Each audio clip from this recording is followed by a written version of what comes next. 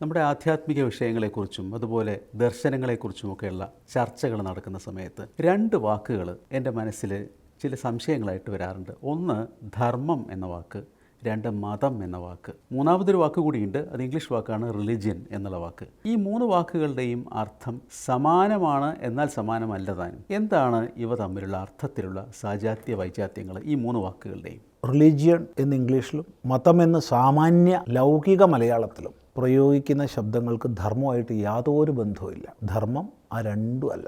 ഇവിടെ നമ്മൾ അടിസ്ഥാനമായി ചിന്തിക്കുമ്പോൾ ധർമ്മം ഈ പ്രപഞ്ച വ്യവസ്ഥയാണ്, അല്ലെങ്കിൽ പ്രപഞ്ച താളമാണ്. അതെങ്ങനെ?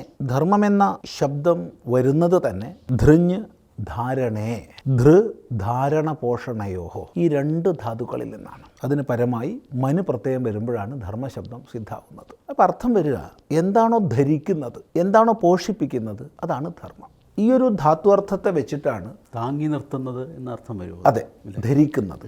ഈ ഒരു ധാത്വർത്ഥം വെച്ചിട്ടാണ് പൂർവാചാര്യന്മാരൊക്കെ തന്നെ ധർമ്മശബ്ദത്തെ നിർവചിക്കുന്നത്. അനേന ധാര്യത്തെ സർവം ഇതി ധർമ്മ. എല്ലാം എന്തിനാലാണോ ധരിക്കപ്പെടുന്നത് അതാണ് ധർമ്മം. അപ്പം നമുക്ക് ഇന്ന് കുറച്ചും കൂടി സൂക്ഷ്മതലത്തിൽ ചിന്തിച്ചാൽ ഒരണുക്കണം, ഒരാറ്റം, അല്ലെങ്കിൽ അതിനേക്കാൾ താഴോട്ട് പോയി നമ്മൾ സബറ്റോമിക് പാർട്ടിക്കിളുകളിലേക്ക്, ആണവിക കണങ്ങളിലേക്ക് പോവുക. ഇനി വിപുലമായിട്ട് ഈ പ്രപഞ്ചത്തോളം നമുക്ക് ചിന്തിക്കാം. പ്രപഞ്ചത്തിൻ്റെ പരിധി നമുക്ക് ആർക്കും അറിയില്ല. എങ്കിലും ലളിതാ സഹസ്രനാമം, ശിവസഹസ്രനാമം തുടങ്ങിയതിലൊക്കെ അനേക കോടി ബ്രഹ്മാണ്ട ജനനി വാഴ്ത്തപ്പെടുന്നുണ്ട്.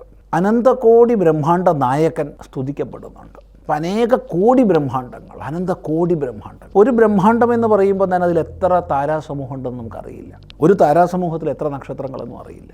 ഒരു നക്ഷത്രത്തിൽ എത്ര ഗ്രഹങ്ങളെന്നും അറിയില്ല. പക്ഷെ ഒന്ന് നമുക്കറിയാം, നേരത്തെ സൂചിപ്പിച്ച ആണവിക കണം മുതൽ ഈ അനന്തമായ പ്രപഞ്ചം വരെ സകലവും ഒരു നിയമവ്യവസ്ഥയാൽ ചേർത്ത് കോർത്ത് ധരിക്കപ്പെടുന്നതാണ്. കാര്യകാരണ ബന്ധം, നിയമ നിയാമക ബന്ധം. ഇങ്ങനെ ശ്രദ്ധിച്ചാൽ എല്ലാത്തിനെയും ചേർക്കുന്ന ഒരു വ്യവസ്ഥ നമുക്ക് കാണാൻ കഴിയും. അതാണ് താങ്ങി നിർത്തുന്നത് ഈ സമ്പൂർണ്ണ പ്രപഞ്ചത്തെയും. അതാണ് ഫിസിക്കൽ ലോസ് എന്ന് വരെ ഇതിൻ്റെ ഭാഗമായിട്ടാണ്. തീർച്ചയായിട്ടും. അതുകൊണ്ട് പ്രപഞ്ച താളം അല്ലെങ്കിൽ പ്രപഞ്ച വ്യവസ്ഥ എന്ന് പറയാം, അതാണ് ധർമ്മം. അപ്പോൾ സംശയം വരും, അപ്പോൾ നമ്മൾ ധാർമ്മിക ജീവിതം എന്നൊക്കെ പറയുന്നതോ?